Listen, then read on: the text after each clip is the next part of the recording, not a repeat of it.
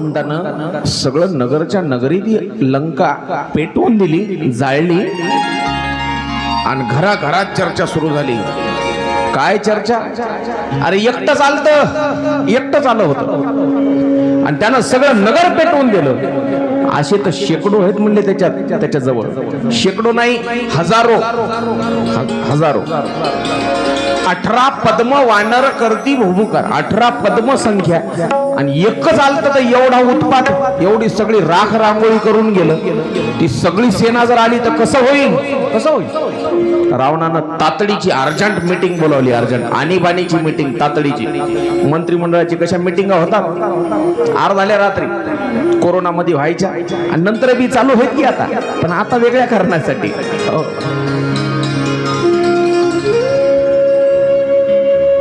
एवढी तातडीची मीटिंग बोलवली रावणानं. सगळे त्या रावणातल्या मंत्रिमंडळाचे लोक, सैनिकातले लोक, सेनेतले लोक सगळेजण आले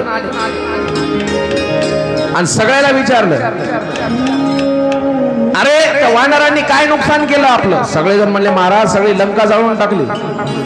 पण एकापेक्षा एक वीर होते त्यांच्यामध्ये. रावणाला कमी नका समजू का? त्याच्याकडे पण वीर होते. अहो इंद्राला कैदेमध्ये करण्याची त्याची ताकद, मग ते बी का कमी असेल का? त्याच्यातले एक एक वीर उठून ते राक्षस वीर म्हणू लागले, महाराज चिंता क्यों करते हो सरकार, हम बैठे हैं यहाँ पे वीर, काळजी करू नका. विभीषण उठला, विभीषण हात जोडले, म्हणले दादा माफ कर, पण जेव्हा हनुमंतानं लंका पेटवून दिली तेव्हा हे सगळे वीर कुठे बसले होते तुझे? अरे यांच्या भरोश्यावर राहू नको. मग एक काम कर. काय काम करू? रिघाल्या श्रीरामा शरण, गोडवर सकळ कुळाचे कल्याण, सगळ्या कुळाचं कल्याण जर तुला व्हावं असं वाटत असेल तर एकच पर्याय, रिघाल्या श्रीरामा शरण, रामाला शरण जा, तुमचाही वाचेल प्राण, कुंभकर्ण जगेल. सगळ्या कुळाचा उद्धार होईल दादा, तुम्ही रामाला शरण जा. त्याची पत्नी आणलेली देऊन द्या त्याला, परत सन्मानानं परत पाठवा. आणि तुम्ही सुद्धा रामापुढे नतमस्तक व्हा. तो दयाळू आहे, तो कृपाळू आहे, तो कनवाळू आहे, त्याच्यासारखा कृपा करणारा जगात दुसरा कोणी नाही, म्हणून त्याला शरण जा. अरे माझा भाऊ असून शत्रूची स्तुती करतोस. एक लाथ मारली कमरेमध्ये विभीषणाच्या रावणानं. अरे विभीषणा, माझा भाऊ असून दुश्मनाची स्तुती करतोस, जा जा त्याच्याजवळ, पाहू तुला तो शरण देतो का. तुझी गरज नाही मला. विभीषण निघाला तिथून, हात जोडले, म्हणला दादा, बाप मेल्याच्या नंतर थोरला भाऊ हा बापा समान असतो. विभीषणाचं वाक्य आहे का? रामायण म्हणजे फक्त ऐकून सोडण्याची गोष्ट नाहीये. रामायण म्हणजे जीवन जगण्याची कला आहे, जीवन जगण्याची कला.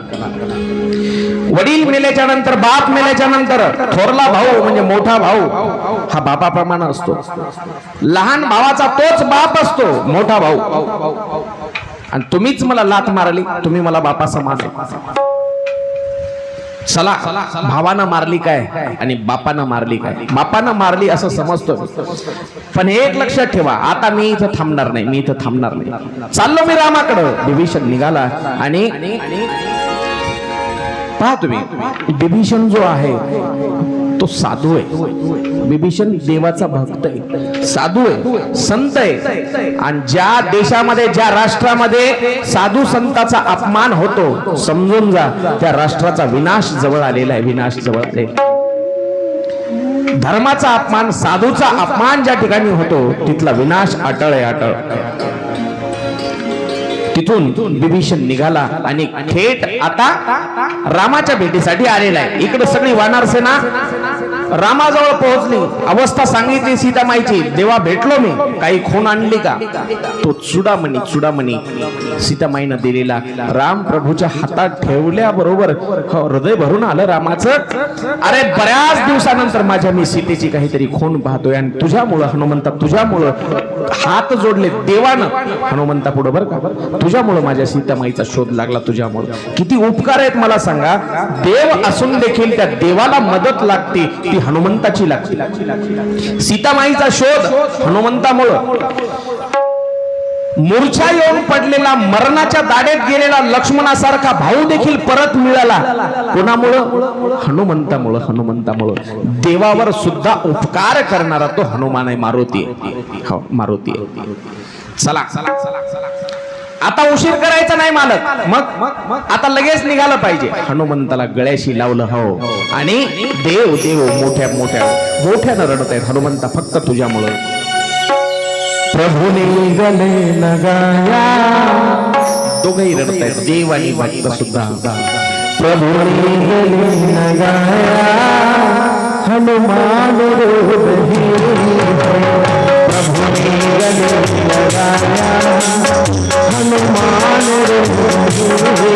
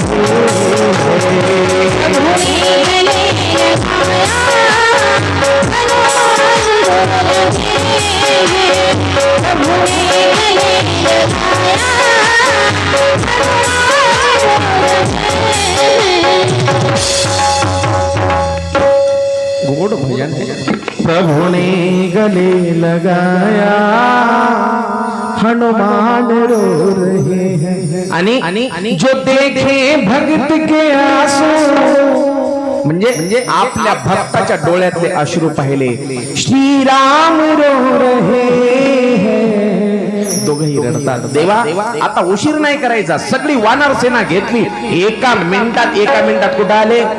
त्या समुद्र तीरावर आले. आता तहान नाही, भूक नाही, काहीच नाही, कारण सोबत राम आहे. जेव्हा जात मगाशी पाहिलं, तहान लागत होती, भूक लागत होती, जांब बोर आंबे चिकू जे काय वाटेल भेटल ते खात होते. पण आता स्वतः भगवंत सोबत आहे. हमारे साथ श्री रघुनाथ, तो किस बात की चिंता, कशाची चिंता नाही. म्हणून आमच्या सोबत देव आहे. आता सगळेजण त्या समुद्र तीरावर आले आणि तिथं आल्यावर गाडीला ब्रेक लागला.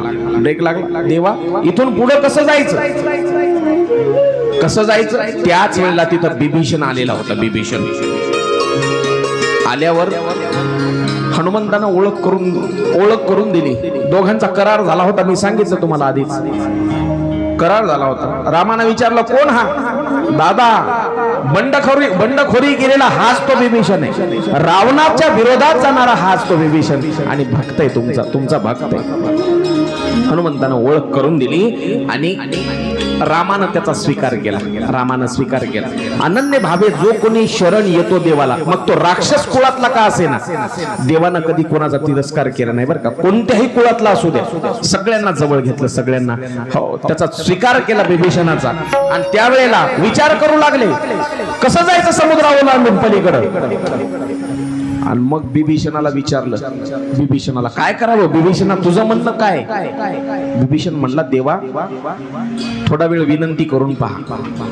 पण लक्ष्मणाला राग आला. लक्ष्मणाला राग कोण्या गोष्टीचा आला? 2 गोष्टीचा आला. कोणत्या गोष्टीचा सांगतोय का? एक गोष्ट लक्ष्मणाला पटली नाही. हा शत्रूच्या पक्षाचा आलेला माणूस आहे आणि याच्यावर विश्वास ठेवू नये दादांना. त्याच्यावर विश्वास ठेवून रामदादा त्याला विचारायलेत मार्ग काय करायचं. आणि तो म्हणतोय विनंती करा. लक्ष्मणाला अर्ज, विनंती, उपोषण, आमरण उपोषण हे माहीतच नव्हतं. त्याला उठलं की ते टप्पूच एवढंच माहित लक्ष्मणाला. लय गरम डोक्याचं. त्याला एकच माहित, मारामारी ठोका ठोकी. म्हणला काहीच नाही दादा, या समुद्राची विनंती कशाला करत बसायची. अहो बाण काढा, एक धनुष्याला लावा आणि एका मिनिटात कोरडा करून टाका, एका मिनिटात. पण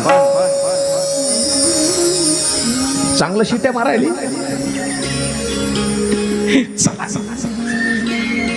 हा येतो, मी पण येतो खेळायला, खेळतो पर्यंत मलाच बोलवायला. देवानं 3.5 दिवस समुद्राची विनंती केली. 3.5 दिवस का? कारण एक जो शत्रूच्या पक्षातून आलेला विभीषण होता, त्याला सुद्धा वाटावं की रामानं माझ्या म्हणण्याचा मान ठेवला, विभीषणाचा मान ठेवला, आणि आता लक्ष्मणाचा मान ठेवला. काय 3.5 दिवस झाले पण समुद्र काय रस्ता द्यायला तयार नाही. मग बाण भात्यातून काढला आणि धनुष्याला लावला. तबल्याचे आवाज दोन्ही थोडे थोडे वाढवून द्या.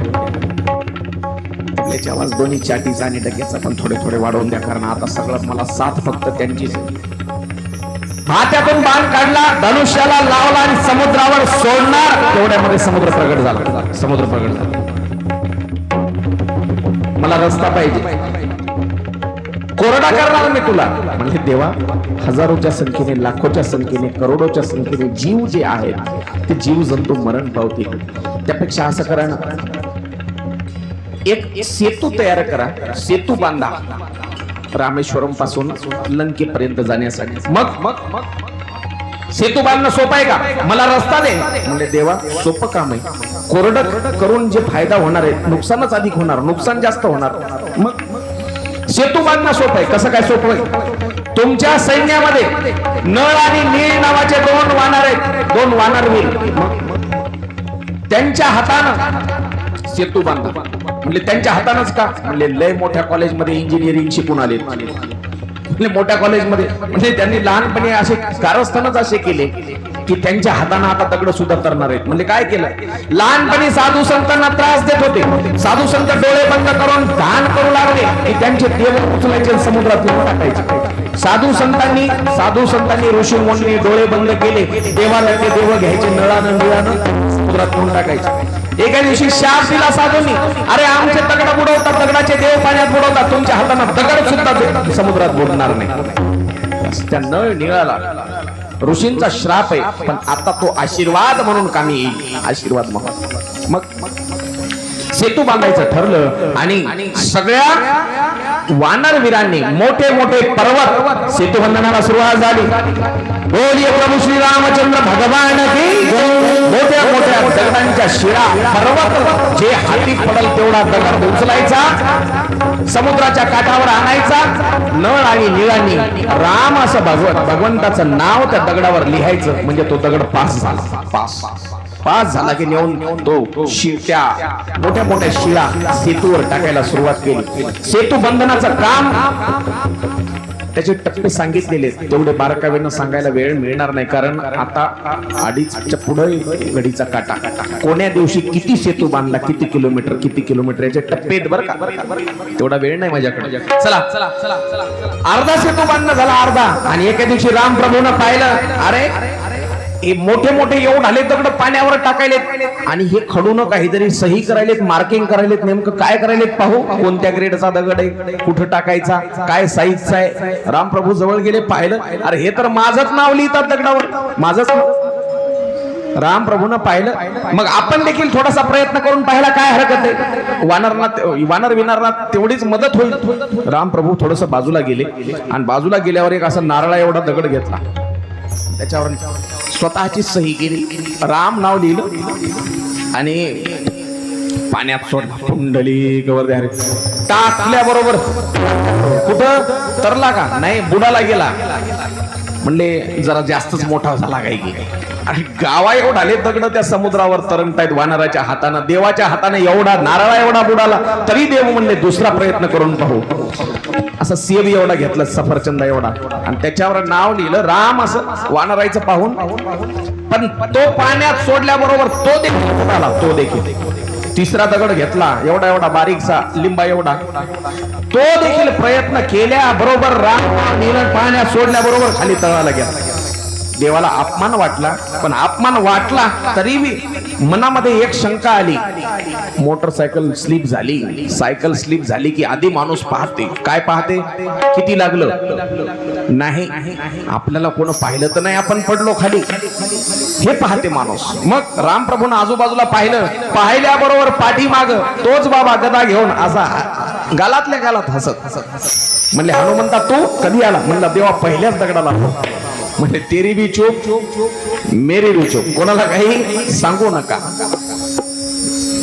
मराठी गाणं आहे का? मी सहज म्हटलं बरं का, तेरी बी चूप मेरी बी चूप, कुणाला काही कबूल कबूल. चला दोघांनी सांगितलं, मी कोणाला सांगणार नाही, तूही सांगू नको. का? अरे वानराच्या हातानं माझ्या नावानं दगड तरतात आणि इथं माझ्याच हातानं बुडतो. देवा, हनुमंत म्हणतात, का देवा, दगडाला तरण्यासाठी तुमच्या नावाचा आधार आहे, दगडाला तरण्यासाठी तुमच्या नावाचा आधार आहे. तुमचं नाव टाकलं की त्याला तुमच्या नावाचा आधार मिळतो, म्हणून तो तरंगतो. तुम्ही आधार दिला म्हणून तरंगतो, पण तुम्ही ज्याला हातातून सोडून दिले तो कोणाच्या आधारानं तरंगणार? म्हणून तुम्ही ज्याला आधार दिला तरच तरंगणार. तुम्ही ज्याला हातात धरून सोडून दिलं तो बुडणारच बुडणारच. म्हणून या ऐका, एकच गोष्ट, सगळ्या कथेचं सार एकच आहे, ते म्हणजे रामाचं नाव, ते म्हणजे भगवंताचं नाम.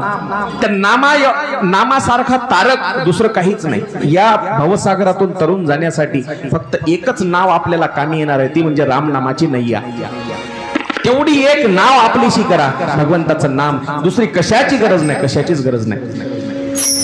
न लगती सायास जावे वनांतरा, कुठं जायची गरज नाही, कुठंच. फक्त त्या रामाला आपलंसं करा, त्या राम नामाला आपलंसं करा. एकदा त्या रामनामात किती ताकद आहे मी सांगतो ऐका. पूल बांधण्याचं, सेतू बांधण्याचं काम चालू होतं आणि तिकडे लंकेमध्ये चर्चा सुरू झाली नवरा बायकोची. मंदोदरी म्हणली, मालक अहो त्या वानराच्या हातानं दगड तरायले, दगड. म्हणले मग त्याच्या हातानं तरायले तर मी का कमी आहे का?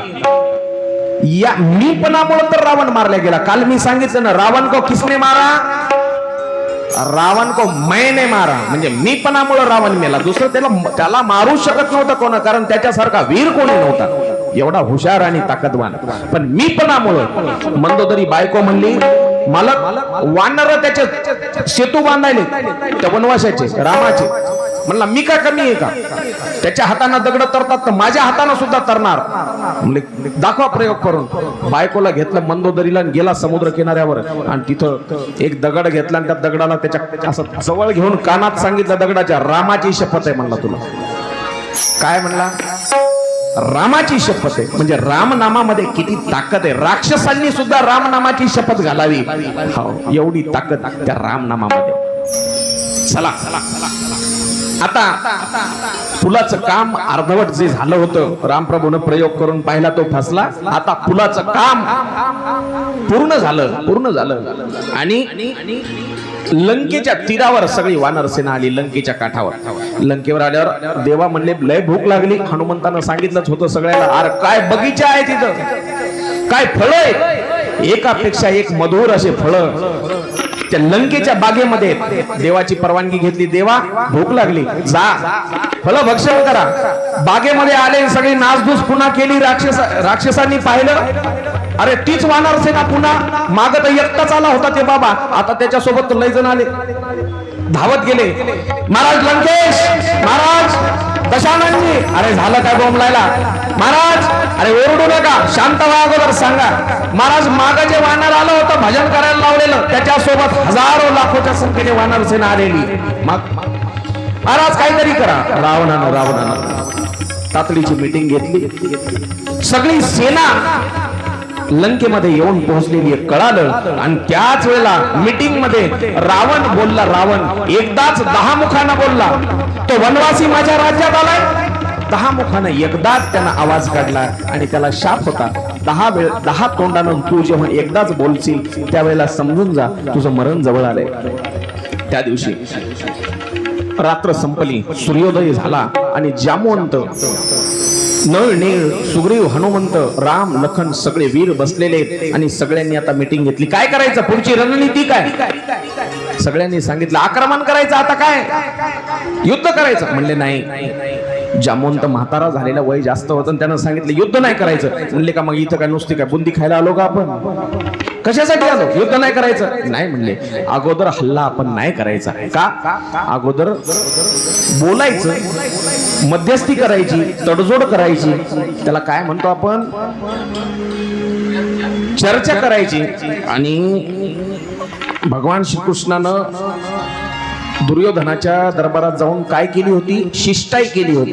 शिष्टाई करण्यासाठी माणूस पाठवायचा, दूत पाठवायचा. म्हणजे कोणाला पाठवायचं? सगळे म्हणले हनुमंताला पाठवा. हे म्हणलं हमेशा बली का बकरा मुझे बनाते हो, इस बार दूसरा किसी को भेजो. नाही म्हणले, सगळेजण म्हणले हनुमंतालाच पाठवायचं. पण जामवंत म्हणला नाही पाठवायचं. म्हणले काउंट या मथाऱ्याचं कवाय असंच निघते. म्हणले काहीतरी वेगळंच सांगते मथार. मथाऱ्याचं बी पटते, पण जरासा वेळ लागते. मथारा जामवंत पण हुशार होता, हुशार. मथाऱ्याचं बी पटते बरं का, पण त्याला जरासा वेळ लागते, थंड डोक्यानं विचार करावा लागतो. ते म्हणला आपण पुन्हा पुन्हा जर हनुमंताला पाठवलं तर असं वाटल त्या रावणाला यायच्याकडे दुसरा अजून कोणी हुशार नाही काही. एकच पुन्हा पुन्हा पुन्हा पुन्हा यायला लागले. मुलगी पाहायला तेच पाहुणा सोबत आला, नंतर साखरपुड्याला तेच आला, लग्नामध्ये आहेर करायला कुंकू लावायला तेच बसला. आपण काय म्हणतो, यायच्याकडे दुसरा एखादा हुशार पाहुणा नाही काही काही आहेर करण्यासाठी, आहेर चढवण्यासाठी. बरोबर. मग त्यावेळेला अंगदाला पाठवायचं ठरवलं. अंगद कोण होता? वालीचा मुलगा, वीर होता. अंगदाला पाठवलं. पण तिथं दरबारात गेल्याच्या नंतर जी शिष्टाई करण्याचा प्रयत्न होता, मध्यस्थी करण्याचा प्रयत्न होता, तो फसला. आता युद्ध हाच एक पर्याय. शिष्टाई भरपूर मोठी आहे, पण आता वाजलेत 2:45 आणि मला मर्यादा सांगितलेली आहे 3 वाजताची. पण मी सगळ्यांची परवानगी घेऊन मी अजून 15-20 मिनिटं चालू देणार आहे. 2:15 पर्यंत चालेल. चालते ना? काय अडचण नाही. मी 10 मिनिटात सुद्धा आरती घेऊ शकतो, पण अजून 2:15-3:30 पर्यंत चालणार आहे आपला कार्यक्रम बरं का. ऐका, शिष्टाई फसला कार्यक्रम. ओळख करून दिली. अरे मी सभेमध्ये गेल्याबरोबर रावणाने विचारलं कोण तू? मी बालीचा मुलगा. अरे बाली तेच का? हो तेच बाली. अरे कसे आहेत बाबा? बाबाला भेटायचं असेल तर तुला स्वर्गात जावं लागेल. रावणानं फोडायचा प्रयत्न केला बरं का त्याला बी. अरे माझ्या पार्टीत ये. बापाचा खून ज्यानं केला तुझ्या, त्याची साथ द्यायला माझ्या पार्टीत ये. म्हणला नाही, मरेल पण त्याच्यासाठीच, रामासाठीच मरणार, तुझ्या पार्टीत नाही येणार. अंगद परत आला आणि शिष्टाई फसली. आता एकच मार्ग. काय मार्ग? युद्ध करण्याशिवाय दुसरा काही मार्ग नाही. म्हणून आता युद्ध करायचं ठरलं. दुसऱ्या दिवशी उद्या सकाळपासून युद्धाला सुरुवात होणार आहे, उद्यापासून. म्हणून आता एकदा भजन करून पुढची कथा ऐकू. रघुपती राजा राम पतित पावन सीताराम.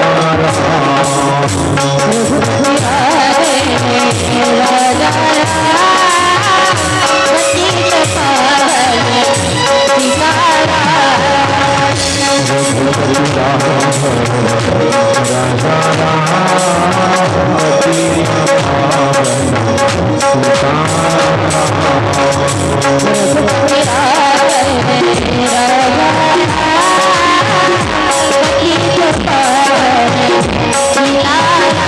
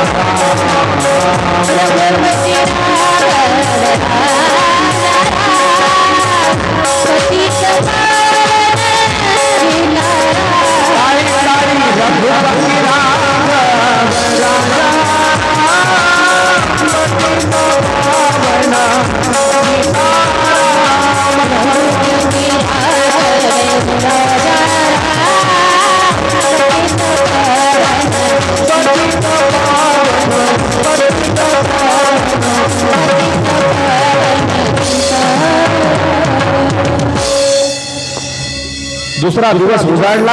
लंकेमध्ये सुद्धा युद्धाची तयारी सुरू झाली. रावणानं आपल्या सैन्याच्या 4 तुकड्या केल्या. 4 वेशीवरती 4 तुकड्या पाठवल्या. रामप्रभूनं सुद्धा आपल्या सैन्याच्या वानर सेनेच्या 4 तुकड्या केल्या आणि 4 दिशेला पाठवल्या. रणवाद्य वाजू लागले. ढोल ताशे वाजतायत. सैनिकांचा उत्साह वाढवण्यासाठी अनेक वाद्य दोन्ही सैन्यामध्ये वाजत आहेत. शंख फुंकले गेले. ढोल नगाडे वाजू लागले आणि दोन्ही सैन्य आमने सामने आले. वानर सेनेनं मोठ्या आवाजात जयघोष केला. बोलिये रामचंद्र भगवान की. युद्धाची तयारी आहे. रक्त सळसळलं पाहिजे. चला बोलिये रामचंद्र भगवान की. समोरच्या सैन्यामध्ये देखील गर्जना होऊ लागली. जय जयकार होऊ लागला. तिकडे देखील वीर होते. रावणासारखे वीर दशानन रावण होते. कुंभकर्णासारखे वीर होते. सुग्रीव आहे इकडं, तर तिकडे इंद्रजित आहे. इकडे लक्ष्मणजी आहे, तिकडे मेघनाथ आहे, इकडे जामवंत आहे. एकापेक्षा एक मोठे वीर आहे. पहिल्या दिवशीचं युद्ध सुरू झालं. गदा युद्ध झालं. ज्याच्या हातामध्ये गदा आहेत ते गदेसोबत लढतात. जे घोड्यावर बसून आहेत ते घोड्यासोबत लढतात. जे हत्तीवर बसून आहेत ते वीर हत्तीवाल्यांसोबत लढतात. जे भाले घेऊन आहेत ते भालेवाल्यांसोबत. पहिला दिवस आणि सूर्यास्त झाला आणि युद्ध विराम झाला. युद्ध पहिल्या दिवसाचं युद्ध थांबलं. एका दिवसामध्ये रावणाची अर्धी सेना समाप्त झाली. रावण काळजी वाटू लागली रावणाला. अरे बहुत ताकदवर आहे तपस्वी. त्यावेळेला इंद्रजितासोबत रावण चर्चा करतो. इंद्रजितानं प्रतिज्ञा केली, दोघांपैकी एकाला तरी ठार मारणार बाबा उद्याच्या युद्धामध्ये. दोघांपैकी. दुसरा दिवस उजाडला. सूर्योदय झाला आणि सूर्योदयाबरोबर मोठ्या जय जयकार करून वानर सेनेनं आक्रमण केलं. बोलिये रामचंद्र भगवान की. युद्ध सुरू झालं आणि राम आणि लक्ष्मण दोघांनाही शोधत इंद्रजित येतो. इंद्रजित मोठा संहार केला त्यानं. खूप वानर सेना मारली. कहा हो लखन, कहा हो हनुमान. तबल्याचे आवाज का थोडे वाढव. अरे मोठा वीर होता बरं का तो. इंद्रावर विजय मिळवला त्याला इंद्रजित म्हणतात. सावधान. घनघोर दोघांचं युद्ध. सगळे वानर परेशान आहे. वानर सेना परेशान. बरेच वानर वीर मारले त्या इंद्रजितानं. त्यावेळेला राम प्रभूंना आदेश दिला लक्ष्मणाला, लक्ष्मणा जरा बगरे त्या इंद्रजिताकडे. त्यावेळेला इंद्रजिताच्या समोर लक्ष्मण भैया आलेले. इंद्रजितानं वीर घातिनी नावाची शक्ती काढली आणि ती वीर घातिनी नावाची शक्ती लक्ष्मणाच्या दिशेने सोडली आणि लक्ष्मण मूर्छा येऊन पडला. म्हणजे मूर्छा येऊन बेशुद्ध अवस्थेमध्ये लक्ष्मण पडला. तिकडं सर्वांना म्हणजे भरत, कौशल्या माता, सुमित्रा माता सर्वांना अपशकुन होऊ लागले. अपशकुन होत आहे. लक्ष्मणाला शक्ती लागली आणि लक्ष्मणजी मूर्छा येऊन म्हणजे बेशुद्ध होऊन खाली पडले. सूर्यास्त झाला आणि ते दुसऱ्या दिवशीचं युद्ध सुद्धा थांबलं. सगळे वानरवीर सगळेजण जमा झाले रामप्रभूच्या भोवताली. पण माझा लक्ष्मण कुठं दिसत नाहीये. पाहिलं सगळीकडे रणांगणामध्ये फिरून तर लक्ष्मण एका ठिकाणी मूर्छा येऊन पडलेला आहे. त्यावेळेला एका वैद्याला बोलवण्यात आलं. त्या वैद्याचं नाव सुषेण आणि त्या सुषेण वैद्यानं सांगितलं, तुमच्या लक्ष्मण भैयाला जर पुन्हा जिवंत करायचं असेल तर उद्या सकाळचा सूर्योदय होण्याआधी एक औषधी ती कुठं मिळेल? त्या द्रोणागिरी नावाच्या पर्वतावर ती औषधी मिळेल. काय म्हणायचं त्या औषधीला? संजीवनी बूटी नावाची ती एक संजीवनी नावाची औषधी आहे. ती आणावी लागेल. आणि कधी आणावी लागेल? उद्या सकाळचा दिवस निघायच्या अगोदर, सूर्य उगवायच्या अगोदर. कोण जाईल? राम प्रभू हनुमंताच्या पुढे आले. हात जोडले, डोळे भरलेले देवाचे. हनुमंता, तुझ्याशिवाय माझा भाऊ मला परत मिळू शकत नाही. जा आणि ती संजीवनी बूटी घेऊन ये. आणि खबरदार लक्षात ठेव, दिवस निघायच्या आधी आला पाहिजे, सूर्य उगवायच्या अगोदर. हनुमंतानं गर्जना केली. लक्षात ठेवा, मी आल्याशिवाय दिवसालाच निघू देणार नाही म्हणला, सूर्यच उगवू देणार नाही. शब्द दिला, शब्द गेले आणि अख्खा पर्वत उचलून घेऊन आले. पर्वतच कुठं शोधाशोधीत वेळ घालवायचा म्हणजे पर्वत उचलून आणला आणि ती वल्ली, ती बुटी, ती औषधी लक्ष्मणाला पाजल्याच्या नंतर लक्ष्मण पुन्हा, अजून दिवस उगवलाच नव्हता, 3च वाजले होते सकाळचे, तर 3 वाजताच हातात बाजूला पडलेला धनुष्यबाण घेतला आणि मोठ्यानं त्या मूर्छेतून, बेशुद्ध अवस्थेतून शुद्धीवर आल्याबरोबर धनुष्यबाण घेतला हातात. सावधान इंद्रजीत, रात्रच आहे तरी पण लक्ष्मण सावधान इंद्रजीत. रामानं म्हणले, अरे अजून दिवस निघाला नाही लक्ष्मणा, हो तू मूर्छा येऊन पडला होता. एकापेक्षा एक वीर दोन्हीकडचे मारले जातात. आणि आता युद्धाचा कितवा दिवस आहे? 1 झाले, 2 झाले, 3 झाले, सूर्योदय झाला आणि त्यावेळेला आहे का बरोबर, माईक लावून वाजवा, काय अडचण नाही, मला काय प्रॉब्लेम नाही, लावा, स्वरात असल्याशिवाय लावून घ्या.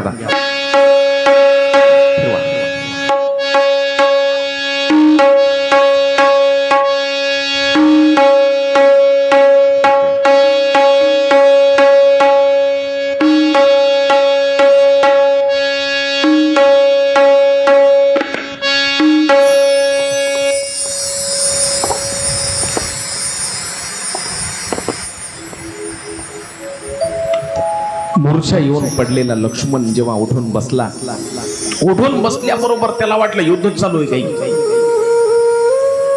हातात शस्त्र घेतलं, लढायला तयार. रामप्रभूने सांगितलं, थांब लक्ष्मणा, अजून सकाळ व्हायची बाकी आहे. हनुमंताचे आभार मानले, तुझ्यामुळं माझा भाऊ मला परत मिळाला. पण हनुमंत पहा, देवापुढं कधी छाती फुगवून उभा राहिला नाही, माझ्यामुळं तुमचा भाऊ परत मिळाला नाही. कितीही स्तुती जरी केली तर मान खालीच आहे हनुमंताची, देवाच्या पुढे मान खाली घालून हनुमंत उभा आहे. हनुमंता, पूर्ण जन्मभर तुझे उपकार नाही फेडू शकणार. कोण म्हणतोय? देव म्हणतोय. एवढे हनुमंताचे उपकार देवावर. त्यावेळेला रावणाचं गुप्तचर खातं फार भारी होतं. गुप्तचर विभाग, बातमी कळाली, मूर्छा येऊन पडलेला लक्ष्मण उठून बसलाय. त्यावेळेला आता रावणाला वाटलं, आता आपल्या भावाला आणलं पाहिजे मैदानात. कोणता भाऊ? झोपलेला कुंभकर्ण. उठवलं त्याला, उठवलं आणि जाग केलं. कशामुळे दादा? रामासोबत युद्ध करायचं. कशामुळे? रामाची दुश्मनी, पत्नी आणली त्याची. देऊन टाक दादा. नाही देणार. तू देखील त्या बिभीषणाची भाषा बोलतोस, सांग माझ्या बाजूनं का त्याच्या बाजूनं? म्हणजे दादा मी तुमच्याच बाजूनं, पण जे केलंय तुम्ही ते चूक केलंय. लढणार मी तुमच्याच बाजूनं, पण विनाश मात्र तुमचाच होणार, एवढं लक्षात ठेवा. भरपूर दारू पाजली, त्याला रेड्यावर बसवलं, आणलं युद्धाच्या मैदानामध्ये, गर्जना केली त्यानं. राम प्रभूनं पाहिलं,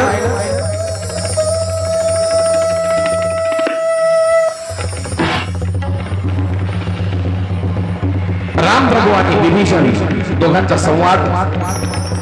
अरे तुझा भाऊ आज मैदानामध्ये आलाय. विभीषणाचा आणि कुंभकर्णाचा देखील संवाद झाला. मग रामप्रभूनं बोलवलं विभीषणाला, तुझा भाऊ आलाय बाबा आज लढाईसाठी. विभीषण आला जवळ आणि कुंभकर्णाला बोलू लागला. कुंभकर्णाला समजून सांगितलं विभीषणाला, नको युद्ध करू देवासोबत. पण कुंभकर्णच काय म्हणतात विभीषणाला, अरे तुला लाज वाटत नाही का? दुश्मनासोबत केला असेल, आपला भाऊ जर इच्छुक असला तर भावाच्या पाठीमागे उभा राहायला पाहिजे. विभीषण देवाचा भक्त. त्या दिवशीच्या युद्धामध्ये रामाच्या हातानं कुंभकर्णाचा वध. 2 बाणामध्ये 2 हात उडवले, एका बाणानं शीत उडवलं आणि दुसरा बाण छातीत घुसला. बोले प्रभू रामचंद्र भगवान की. तो झोपून राहत असलेला कुंभकर्ण मारला गेला, अतिकाय मारला गेला, अकंपट मारला गेला. दुर्मुख नावाचा राक्षस, मोठे मोठे वीर होते, मी सांगितलं खूप वीर होते. दुर्वचन नावाचा वीर होता, सेनापती. आता इंद्रजित राहिलेला. इंद्रजिताने यत्न केला, गुप्त हेरा मार्फत बातमी कळाली आणि त्यावेळेला यज्ञाचा विध्वंस केला. लक्ष्मण नळ नीळ जामवंत. त्यावेळेला लक्ष्मण भैयानं प्रतिज्ञा केली आणि उद्याच्या युद्धामध्ये त्या इंद्रजिताला ठार मारणार. यज्ञाचा विध्वंस केला, घनघोर युद्ध, इंद्रजिताचा वध लक्ष्मण भैयाकडून. आता फक्त एकच जण उरला, तो म्हणजे सगळ्यांचा बाप असलेला रावण. भारती 3 वाजले, येत्या 15 मिनिटात सगळं काही पार पडणार आहे. 3 वाजले, रावण उरला. 5च मिनिटात आता रावण मारणारे. रणमैदान, शेवटच्या दिवसाचं युद्ध सुरू. मंदोदरी म्हणते मालक या वेळेला जाऊ नका, ही वेळ ठीक नाही, जाऊ नका, अपशकुन व्हायला मालक जाऊ नका. पण रावण रथात बसला. अरे ओ वनवासी, काय सामन्या, घनघोर युद्ध. वनवासीच म्हणतो, मरला, मेला रावण. रावण मेला, पण राम नाही म्हणला. राम नाही, वनवासी, ए वनात फिरणाऱ्या, असाच म्हणतो. मरेपर्यंत राम म्हणत नाही. शेवटचा क्षण आकाश मार्गामध्ये आकाशानं उडत येतो मायावी विद्या शिकलेला रावण. आणि त्यावेळेला विभीषणाला जवळ बोलावलं. अरे हा मरत नाहीये, एक मुंडक छाटलं तर दुसरं तयार होतं. किंवा त्याच्या नाभीमध्ये अमृत कलश आहे, अमृत कलश, अमृत कुंभ आहे. आणि नाभीवर मार करा, पोटात बेली जवळ मार. भगवंतानं राम प्रभूंना आपले गुरुदेव वशिष्ठ, गुरुदेव विश्वामित्राचं स्मरण केलं, आई वडिलांचं स्मरण केलं, सूर्यदेवाला नमस्कार केला आणि धनुष्याला बाण लावला. आणि एकाच बाणामध्ये तो बाण सुसुकत आणि त्याच्या नाभीमध्ये मारला रावणाच्या. रावण खाली कोसळला आणि ते युद्ध त्या ठिकाणी संपलं. अंधाराचं प्रकाशासोबत चाललेलं युद्ध संपलं, न्यायाचं अन्यायासोबत चाललेलं युद्ध संपलं. राम आणि रावणाचं युद्ध म्हणजे काय फक्त 2 व्यक्तीमधलं युद्ध नाहीये.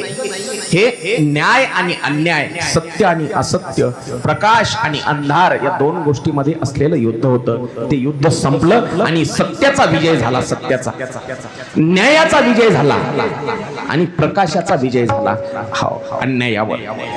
आता आता जी नगरी लंका नगरी आहे, ती लंका नगरी कोणाला गादीवर बसवायचं? सगळेजण हात जोडून रामाची विनंती करतात, देवा तुम्ही राज्य स्वीकारा.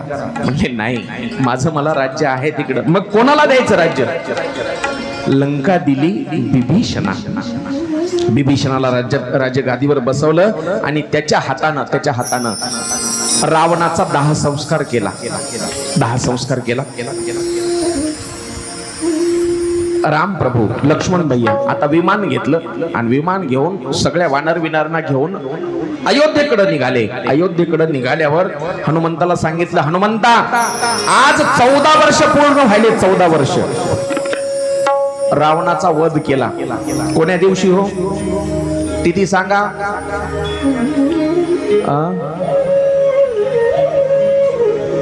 हा, विजयादशमी. आपण तो दिवस विजयादशमी म्हणून साजरा करतो. त्यालाच आपण काय म्हणतो? दसरा म्हणतो. दसरा.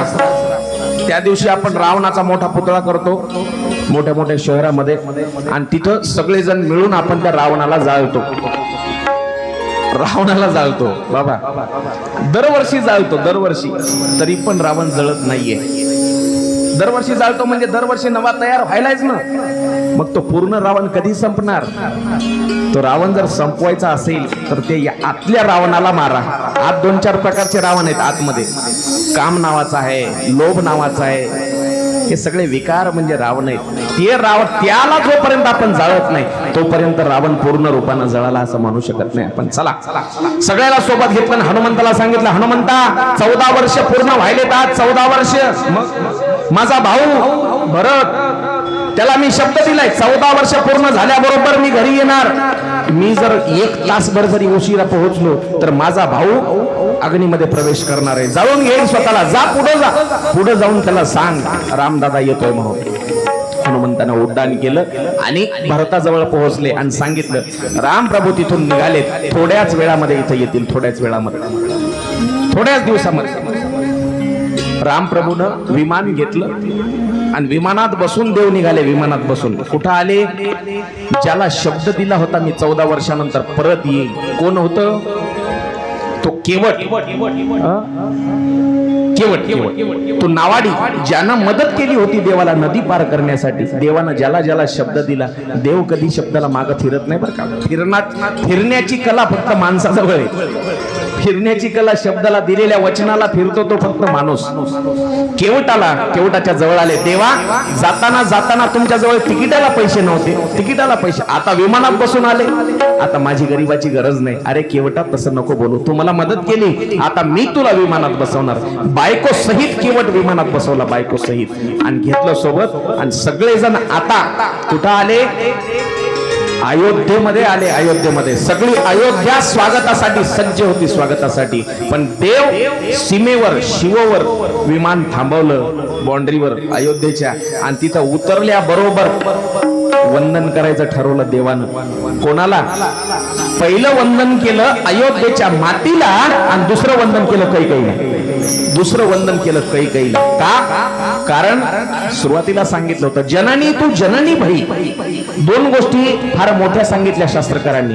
जननी जन्मभूमीच्या स्वर्गातपी गरीयसी. काय म्हणतायत सुभाषितकार? म्हणतात जननी जन्मभूमीच्या स्वर्गातपी गरीयसी. दोन गोष्टी स्वर्गापेक्षाही मोठ्या आहेत, स्वर्गापेक्षाही मोठ्या. कोणत्या? एक जननी आणि दुसरी म्हणजे जन्मभूमी. ही माती, ज्या मातीत आपण जन्मलो ती एक, आणि दुसरी ज्या आईनं आपल्याला हे जग दाखवलं, या दोन गोष्टी स्वर्गापेक्षाही श्रेष्ठ आहेत. म्हणून या दोन गोष्टीला वंदन. मग तुम्ही म्हणाल राम प्रभूनं अयोध्येला वंदन केलं, ठीक आहे, पण कैकेयीला वंदन का? हा दुसरा प्रश्न मनामध्ये श्रोत्यांच्या. त्याचं कारण सांगतो आहे का? कैकेयीला वंदन का? जन्म जरी कौशल्यानं दिला असता, रामाला जन्म जरी कौशल्यानं दिलाय, तरी रामायणाचा जन्म कैकेयीमुळे झाला, म्हणून कैकेयीला वंदन. सगळ्यांना राम प्रभूनं प्रत्यक्ष जाऊन भेट दिली. असं म्हणतात अयोध्येतले सगळे जेवढे लोक होते, सगळ्याला असं वाटलं राम मला प्रत्यक्ष येऊन भेटला. म्हणजे जेवढे लोक तेवढ्याच संख्येमध्ये राम प्रभू सगळ्याला जाऊन भेटले. आणि आता दिवस ठरला राज्याभिषेकाचा. विजयादशमीला म्हणजे दसऱ्याच्या दिवशी रावणाचा वध केला. आणि तिथून किती दिवसानं हो रामप्रभू अयोध्येत आले?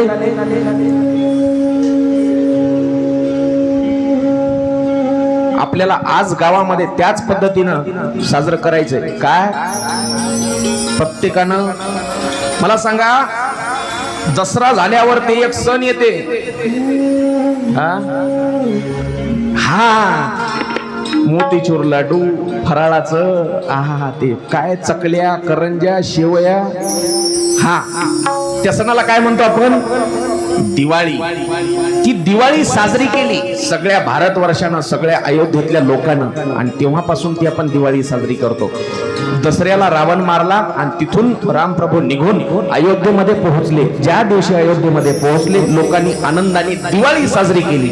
आज प्रत्येकानं दारामध्ये मस्त संध्याकाळी रांगोळी काढून मस्त दिवे लावायचे. आज रामप्रभूला गावामध्ये अयोध्येमध्ये आले. आणि आता राज्याभिषेक होणार आहे. राज्याभिषेकाचा सोहळा वशिष्ठ ऋषीने राज तिलक केला आणि राम राजा झाला. भरतानं छत्र हातात धरलं. भरतानं छत्र. रामप्रभूला हनुमंतानं विचारलं, भरत पाठीमाग आहे दादा, त्याला पुढे बोलवा. पाठीमाग उभं राहून भरत रडू लागला, हातात छत्र धरलेलं आहे. रामानं म्हणले त्याला तिथंच राहू दे. हनुमंत म्हणले दादा तुम्ही एवढे मतलबी असाल माहित नाही, भावाला पाठीमाग उभं केलं, ते रडायले, त्याला तरी पुढे बोलवून झाले. म्हणले भरतासारखा भाऊ छत्र धरून उभा आहे म्हणून हा राम राजा झाला. भावाचं छत्र माझ्या डोक्यावर म्हणून राम राजा झाला. ते बंधू प्रेम, भावानं भावाशी वागायचं कसं, आईनं मुलांशी वागायचं कसं, मुलानं बाबाशी वागायचं कसं, बापानं दिलेल्या सावत्र आईला दिलेल्या वचनासाठी देवानं वनवास 14 वर्ष वनवास सोसला. 14 वर्ष. हे सगळे नाते संबंध मजबूत करण्यासाठी रामायण आहे. रामायण आणि रामराज्य, जे रामराज्याची आज संकल्पना आपण म्हणतो, ते खरं रामराज्य तेव्हा आलं. तेव्हा वर्णन करतात साधू संत, झाले रामराज्य काय उन्हे आम्हासी, धरणी धरी पीक गाई वळल्या म्हशी. चला सांगण्यासारखं भरपूर खूप काही असतं, पण सगळंच वेळेच्या बंधनामध्ये बसत नाही. म्हणून जे काही वेळेमध्ये जेवढं बसेल तेवढं सांगण्याचा प्रयत्न केलेला आहे. मागील 7 दिवसापासून तुम्ही मला ऐकताय. मागील 7 दिवसापासून, 7च नाही तर हे दुसरं वर्ष आहे आपल्या रामकथेचं आपलं हे दुसरं वर्ष. 2 वर्षापासून तुम्ही ऐकताय. आणि या 2 वर्षामध्ये सगळ्या हाडोळी वासियांसोबत एक नातं निर्माण झालंय. सगळ्या हाडोळी वासियांसोबत एक नातं निर्माण झालेलं आहे. गेल्या वर्षी मागच्या वर्षी थोडस नवीनपणा होता, नवीन होतो सगळे, आणि नवीन सून म्हणलं की मग जरासं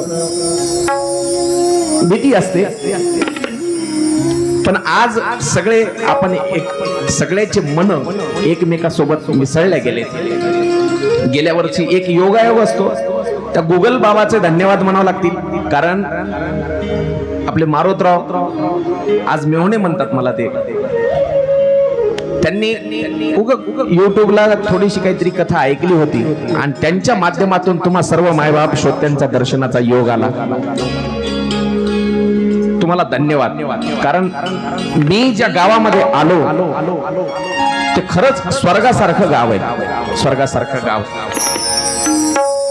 राज्य सरकारनं तुम्हाला पुरस्कार दिला स्वच्छतेचा, पाणी काय जलसंवर्धनाचा, जे काय अतिशय सुंदर गाव. सर्व गावकऱ्यांच्या चरणावर साष्टांग दंडवत करतो. जी कमिटी आहे सप्ताह कमिटी, त्यांची देखील मरमर आहे. त्यांनी सगळी व्यवस्था, महाराज काय कमी असेल तर सांगा, चहा पाण्याची व्यवस्था, नाश्त्याची व्यवस्था, ज्यांनी ज्यांनी दररोज सकाळी चहा पाजला, ज्यांनी ज्यांनी नाश्त्याला बोलवलं. आता तुम्ही म्हणाल महाराज ज्यांनी बोलवलं त्यांनाच धन्यवाद का? नाही, ज्यांनी नाही बोलवलं आणि जे पुन्हा कधीतरी पुन्हा नाश्त्याला बोलवणार आहेत, वर्षभर कधी येणं झालं की पुन्हा चहा पाजणार आहेत, त्यांना सुद्धा, त्यांच्या सुद्धा चरणावर दंडवत. पंचपक्वान्न खाऊ घातले बाबा. कोणी इडली, कोणी वडा, कोणी अजून काय ते आप्पे, कोणी जामून, कोणी काय बासुंदी वगैरे काय काय भरपूर होतं. चला सगळ्यांना सगळ्यांना धन्यवाद. सप्ताह कमिटी, आयोजक सगळ्यांना धन्यवाद. माझे सहकारी संगीत साथ ज्यांनी, सागर महाराज गोड तबला वाजवला, एकदा त्यांच्यासाठी टाळ्या वाजवा.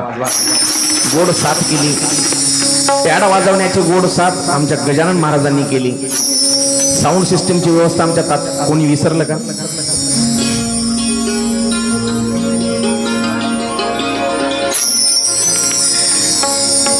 मला संसारामध्ये आणि परमार्थामध्ये सुद्धा जी पदोपदी म्हणजे क्षणाक्षणाला पावलो पावली माझ्या सोबत आहे, तिच्यासाठी सुद्धा एकदा टाळ्या वाजवा.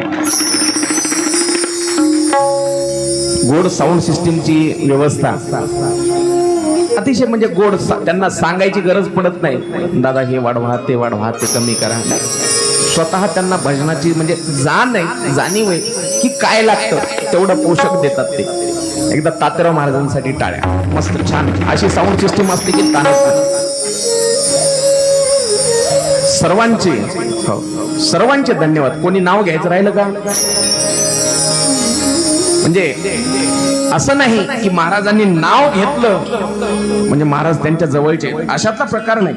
तुम्ही सगळे माझ्यापेक्षा ज्येष्ठ आहात, वयानं, अधिकारानं, ज्ञानानं, सगळेजण.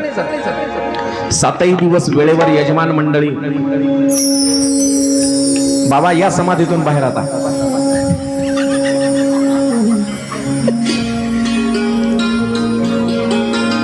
खरंच आवाज बसला बरं का बाबाचा.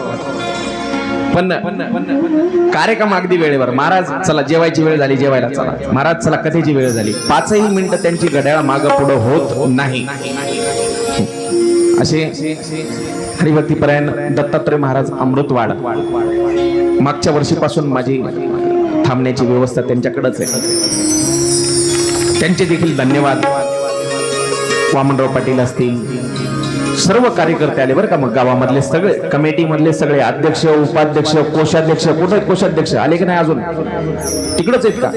चला जेवण झाले असतील माणसाचे तर या इकडे लवकर लवकर. हा आरतीला यायचे. सगळ्यांच्या चरणी साष्टांग दंडवत करून माझ्या वाणीला पूर्णविराम देतो. पुंडलिक वरदारी विठ्ठल श्री ज्ञानदेव पंढरीनाथ भगवान की जय. मौली ज्ञानेश्वर महाराज की जय. जगद्गुरु तुकाराम महाराज की जय. प्रभु रामचंद्र भगवान की जय. सजा दो घर को गुलशन सा, सजा दो घर को गुलशन सा. आजच्या दिवशी म्हणजे दिवाळीच्या दिवशी प्रभू रामचंद्र दसऱ्याच्या दिवशी रावणाचा वध केला आणि दिवाळीच्या दिवशी देव अयोध्येमध्ये पोहोचले. सगळ्या अयोध्यावासियांनी अयोध्येच्या नागरिकांनी दिवे लावले, रांगोळी काढल्या, सडे टाकले आणि प्रभू रामचंद्राचं 14 वर्षानंतर सगळ्यांचा लाडका राम अयोध्येमध्ये येणार आहे म्हणून सगळी अयोध्या नगरी सजली. त्याच पद्धतीने मी सांगितलं तुम्हाला. आज मस्त प्रत्येकानं मस्त दारावर दिवे लावायचे.